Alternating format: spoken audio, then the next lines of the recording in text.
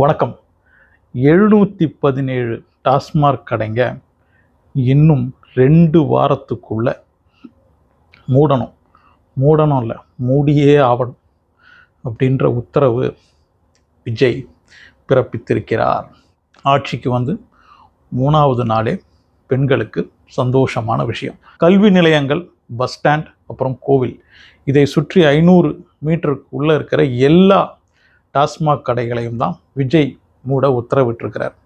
அது வந்து ரொம்ப ஸ்ட்ரிக்டான ஆர்டர் வேறு. 2 வாரத்துக்குள்ளே மூடி ஆகணும். பதவியேற்ற அடுத்த நாளே அவர் வந்து ரொம்ப ஸ்ட்ரிக்டாக சொன்ன ஒரு விஷயம், ஒரு குழுவை அமைச்சு இந்த கல்வி நிலையங்கள், அப்புறம் பிரார்த்தனை ஆலயங்கள், பஸ் ஸ்டாப், இங்கெல்லாம் இந்த இடங்களில் ஒரு 500 மீட்டருக்குள்ளே எங்கெங்கெல்லாம் டாஸ்மாக் இருக்கோ அதோடைய கணக்கை எடுத்துகிட்டு வாங்க அப்படின்னு சொல்லியிருக்கிறார்.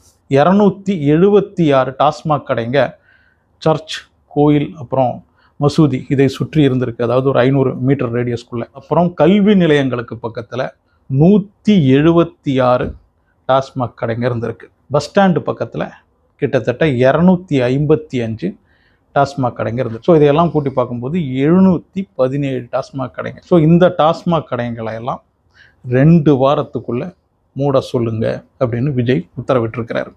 உத்தரவில்லை, கட்டளை, அதுக்கு மேலே தாண்டக்கூடாது அப்படின்னு சொல்லியிருக்கிறாரு. மொத்தம் 4700க்கும் அதிகமான டாஸ்மாக் கடைங்க தமிழ்நாட்டில் இருக்குது. அதில் இப்போ ஒரு 700 கடைங்க, கிட்டத்தட்ட ஒரு 20% கடைங்களை வந்து மூட சொல்லியிருக்கிறாரு. அது கொஞ்சம் கொஞ்சமாக அவர் தான் ஏற்கனவே சொல்லியிருக்கார் இல்லையா, என்ன கஜானாவில் எவ்வளவு இருக்குது அதையெல்லாம் பார்த்து, அந்த கணக்கெல்லாம் பார்த்துட்டு அதுக்கேற்ற மாதிரி கொஞ்சம் கொஞ்சமாக இந்த கடைகள் மூடப்படும் அப்படின்னு சொல்லியிருக்கிறாரு. அதன் முதல் கட்டமாக தான் இந்த 717 டாஸ்மாக் கடைகளை மூட சொல்லி இருக்கிறாரு.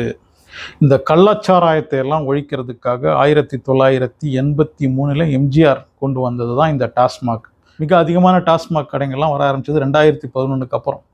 இப்போது டாஸ்மாக் வந்து 4700க்கும் மேலே டாஸ்மாக் கடைங்க தமிழ்நாட்டில் இருக்குது. அதனால் எவ்வளவு பாதிப்பு இருக்குது அப்படின்னு நமக்கு தெரியும். அதில் 186 கடைங்க இந்த கல்வி நிலையங்கள் பக்கத்தில் இருந்திருக்கு பாருங்க. அது எப்படி நம்ம ஸ்டாலின் கண்ணில் படாமல் போச்சு. தமிழ்நாட்டில் போதை கலாச்சாரத்தை ஒழிக்கணும் அப்படின்னு முடிவு எடுத்தால் ஃபஸ்ட்டு செய்ய வேண்டியது என்னென்னா, நம்ம இளைஞர்களை காப்பாற்றணும். ஒரு 30 வயசுக்குள்ளே இருக்கிற இளைஞர்களை தான் அதிலிருந்து காப்பாற்றணும். ஒருத்தன் வந்து ஒரு 35-40 வயசுக்கு தாண்டிட்டான்னா அவன் வந்து அதிகமான போதை பழக்கத்துக்கெல்லாம் போக மாட்டான். அந்த போதை வந்து ரொம்ப ஃபாஸ்ட்டாக அட்ராக்ட் பண்ணுறது வந்து இந்த 16 வயசுலேருந்து 25 வயசுக்குள்ளே இருக்கிற பசங்களை தான். ஸோ அப்படி இருக்கும்போது இந்த கல்வி நிலையங்களை சுற்றி 186 டாஸ்மாக் இருந்திருக்கு. அதை எப்படி நம்ம ஸ்டாலின் கண்டுக்காமல் இருந்திருக்கிறாரு. மற்ற டாஸ்மாக் கடைகள்லாம் விடுங்க, அந்த கல்வி நிலையங்களை சுற்றி இருக்கிற டாஸ்மாக் கடைகளையாவது மூடுறதுக்கு எந்த ஒரு முயற்சியும் எடுக்கலை. கல்வி நிலையங்களை சுற்றி இருக்கிற டாஸ்மாக் கடைகளெல்லாம் நல்ல ஜோராக வியாபாரம் நடத்தி இருக்கிறாங்க. விஜய் இந்த டாஸ்மாக் கடைகளை மூடுறதுலேயே ரொம்ப முக்கியமானது வந்து இந்த 186 கடைங்க தான், இந்த கல்வி நிலையங்களை சுற்றி இருக்கிற கடைங்க. இது ரொம்ப நல்ல விஷயம். ஏன்னா நாளைய தலைமுறைகளை காப்பாற்றுறது தான் ரொம்ப முக்கியமானது. ஒரு நாட்டின் வளர்ச்சி அப்படின்றது அந்த இளைய தலைமுறையை காப்பாற்றுறது தான். ஸோ இது ரொம்ப நல்ல விஷயம். பெண்களுக்கு மட்டும் இல்லை, எல்லா தாய் தந்தைமார்களுக்கும் இது ரொம்ப சந்தோஷமான ஒரு விஷயம். நேற்று விஜய் வந்து ஒவ்வொரு தலைவர்களையாக போய் அவங்க வீட்டில் போய் சந்திச்சார் பாருங்க. அதை பார்த்தபோது எனக்கு நபிகள் நாயகம் சொன்ன ஒரு கோட் தான் ஞாபகத்துக்கு வருது. தன்னுடைய எதிரியை வீழ்த்துபவன் பலசாலி கிடையாது, தன்னுடைய கோபத்தை எவன் கண்ட்ரோல் பண்ணுறானோ அவன் தான் பலசாலி அப்படின்னு நபிகள் நாயகம் சொல்லியிருக்காரு. தன்னுடைய கோபத்தை எவனால் கட்டுப்படுத்த முடியுதோ அவன் தான் பலசாலி அப்படின்னு நபிகள் நாயகம் சொல்லியிருக்காரு.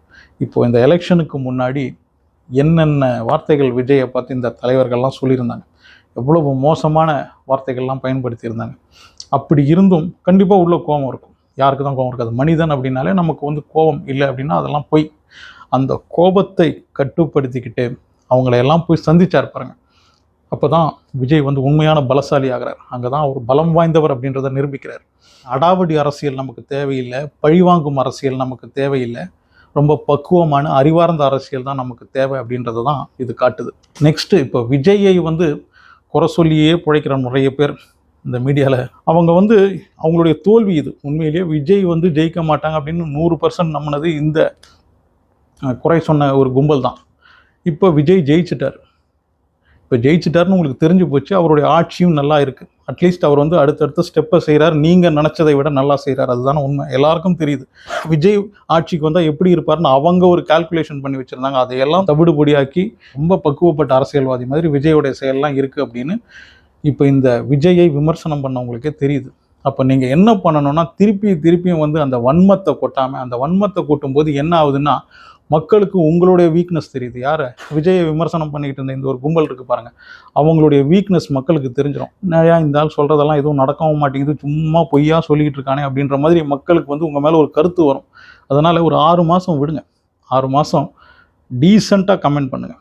அவர் என்ன செய்கிறாரு, அதில் என்ன குறை இருக்குது, அதில் என்ன நிறை இருக்குது, அது சரியாக இருக்கா இல்லையா, அந்த சரியாக இருக்கிறதையும் சரியாக இல்லாததையும் விமர்சனம் பண்ணுங்கள். அதை விட்டுட்டு எடுத்ததுக்கெல்லாம் திருப்பியும் அந்த பழைய ஆட்சிக்கு வர்றதுக்கு முன்னாடி இருந்த விஜயையே நீங்கள் இன்னும் அதே மாதிரி நினச்சிக்கிட்டு விமர்சனம் பண்ணுறது வந்து உங்களுடைய அந்த வீக்னஸை தான் காட்டுது. நீங்கள் எவ்வளோ பலவீனமானவர்கள் அப்படின்றது தான் காட்டுது. விஜயை விமர்சனம் பண்ணுறவங்களுக்கு தான் சொல்கிறேன், எதிரியை வீழ்த்துபவன் வந்து பலசாலி கிடையாது, கோபத்தை கண்ட்ரோல் பண்ணுறவன் தான் பலசாலி. உங்களுக்கு ஒரு வேளை விஜய் ஜெயிச்சதில் நல்ல கோபம் இருக்கும் தெரியுது, அதை கண்ட்ரோல் பண்ணி ரொம்ப பக்குவமாக நடந்துக்கங்க, அப்போ தான் நீங்கள் பலசாலி. இல்லைன்னா நீங்கள் பலவீனமானவர்கள். சரி, இப்போ இந்த டாஸ்மாகை மூடும்போது என்னுடைய கருத்து இருக்குது. அது மூடுறதுனால சில விஷயங்கள் தமிழ்நாட்டில் நடக்கிறதுக்கான வாய்ப்பு இருக்குது. அதை நான் சொல்லிடுறேன். அது வந்து என்னுடைய கருத்து. அதாவது இந்த இளைஞர்கள் இருக்காங்க பாருங்கள், நான் சொன்னேன் பார்த்தீங்களா, இந்த பசங்க அவங்கெல்லாம் வந்து இந்த டாஸ்மாக்லாம் மூடப்படும் போது நமக்கு பக்கத்துலேயே சில இடம் இருக்கு இல்லையா, பாண்டிச்சேரி இல்லைன்னா பெங்களூர், இங்கெல்லாம் இந்த பசங்க போக ஆரம்பிப்பாங்க. போகிறதுல பிரச்சனை கிடையாது, அங்கே போய் அடிக்கிறாங்க, வாரத்துக்கு ஒரு நாள் தானே, ஓகே. ஆனால் இந்த பைக்கை எடுத்துகிட்டு போவானுங்க. இப்போ வந்து லோக்கலில் சரக்கு அடிச்சுக்கிட்டு இருந்த பசங்கள்லாம் இப்போ இங்கே கடை மூடப்படும் போது பைக் எடுத்து பாண்டிச்சேரி வரைக்கும் இல்லைன்னா பெங்களூர் வரைக்கும் அந்த பைக்கில் அந்த ஸ்டண்ட் பண்ணிக்கிட்டே போவானுங்க. ஏன்னா அவ்வளோ தூரம் போகும்போது இளைஞர்களுக்கான அந்த துடிப்பு ஆவேசம்லாம் இருக்கும். அப்போது இந்த பைக் ஸ்டண்ட் நடத்துகிறவங்கெல்லாம் இருக்காங்க பாருங்கள், அவனுங்கெல்லாம் இன்னும் ரொம்ப மோசமாக, அவ்வளோ தூரம்லாம் போகும்போது ரொம்ப மோசமான டிரைவிங்லாம் பண்ணுவாங்க. ஸோ இதை கண்ட்ரோல் பண்ணுறதுக்கு கண்டிப்பாக இனிமேல் இந்த டாஸ்மாக் மூட லாங் டிஸ்டன்ஸ் பைக் எடுத்துக்கிட்டு போகிற பசங்க அதிகமாகுவாங்க, பாண்டிச்சேரி பெங்களூர் அந்த மாதிரி. ஸோ அதை கண்ட்ரோல் பண்ணுறதுக்கு அந்த பைக்கை வச்சுக்கிட்டு இவனுங்க விளையாடுறாங்க பாருங்கள். இந்த ஸ்டண்ட் பண்ணி அவங்களுடைய உயிரை மாய்த்து கொள்வது மட்டும் இல்லாமல் அப்பாவி மக்களுடைய உயிரையும் இவங்க எடுத்துக்கிட்டு இருக்காங்க. ஸோ இதுக்கு ஏதாவது ஒரு நடவடிக்கை கண்டிப்பாக விஜய் எடுக்கணும். அதுக்கு அறிவுரை சொல்கிறதுக்கு இவருடைய நண்பரே இருக்கார், அஜித் கிட்ட. இதை பற்றி ஏதாவது கேட்டிங்கன்னா இந்த பைக் ஸ்டண்ட் பண்ணுறவங்களுக்குன்னு ஏதாவது அதுக்குன்னு ஒரு இடம் ஒதுக்கி அவங்க அதில் திறமையானவங்களை நேஷனல் லெவலில் இன்டர்நேஷ்னல் லெவலில் கொண்டு வர்றதுக்கு ஏதாவது முயற்சி பண்ணலாம். ஸோ அந்த மாதிரி பண்ணும்போது இந்த ரோட்டில் ஸ்டண்ட் பண்ணுறதையெல்லாம் விட்டுட்டு அவங்க ப்ரொஃபஷ்னலாக அதை செய்ய ஆரம்பிப்பாங்க. அவங்களுக்கு வந்து ஒரு நாலேஜ் கிடச்சதுன்னு வச்சுக்கோங்க, பப்ளிக் ரோட்டில் வந்து இந்த பைக் ஸ்டண்ட் பண்ணும்போது எந்த மாதிரியான பிரச்சனைகள்லாம் சந்திக்க வேண்டியிருக்கும் அப்படின்றத ஒரு கிளாஸாக எடுத்து அவங்களுக்கு புரிய வச்சிட்டோன்னா ஓரளவுக்கு இதை கண்ட்ரோல் பண்ணலாம். அதை வந்து ஒரு ஸ்போர்ட்ஸ் மாதிரியும் கொண்டு வரலாம், ஒரு ப்ரொஃபஷனல் ஸ்போர்ட்ஸ் மாதிரியும் கொண்டு வரலாம்.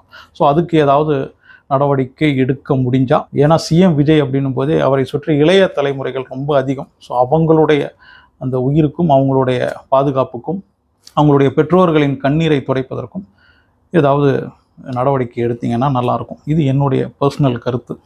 இந்த வீடியோ பார்க்குற உங்களுக்கு ஏதாவது கருத்து இருந்ததுன்னா அதையும் கமெண்ட் செக்ஷனில் வந்து பதிவு பண்ணுங்கள். ஆனஸ்டுடென்ட் சேனலை சப்ஸ்கிரைப் பண்ணி வச்சுக்கோங்க, லைக் ஷேர்லாம் கூட பண்ணிவிடுங்க.